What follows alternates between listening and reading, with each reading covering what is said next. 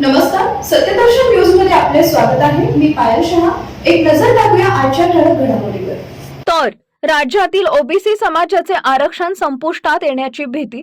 सर्वोच्च न्यायालयानं 50% आरक्षणाची मर्यादा लागू करण्याचा निर्णय दिला तर राज्यातील ओबीसी समाजाचं आरक्षण संपुष्टात येईल असं मत ओबीसी महासंघाचे राष्ट्रीय अध्यक्ष बबनराव तायवाडे यांनी व्यक्त केले. जेव्हा आरक्षण लागू झाले तेव्हा अनुसूचित जातीतील 13% व अनुसूचित जमातीला 7% असे एकूण 20% आरक्षण दिलं जात होतं. 20% मर्यादा राखून ओबीसींसाठी 27% आरक्षण लागू झालं होतं.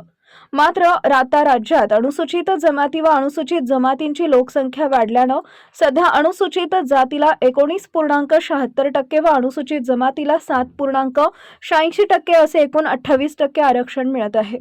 त्यामुळे न्यायालयानं 50%ची अट लावली तर आजच्या घडीला राज्यात ओबीसीसाठी फक्त 22%च आरक्षण शिल्लक राहील असं बबनराव तायवाडे म्हणाले. भविष्यात याच अनुपातात अनुसूचित जाती व जमातींची लोकसंख्या वाढत गेली. अनुसूचित जाती जमातीचं आरक्षण जे आरक्षण 20% वरून 28% झालं, पुढे ते 40% नंतर 50% होईल. त्यामुळे 50%च्या मर्यादेमुळे ओबीसींचं आरक्षण 0% होईल अशी भीती बबनराव तायवाडे यांनी बोलून दाखवली आहे.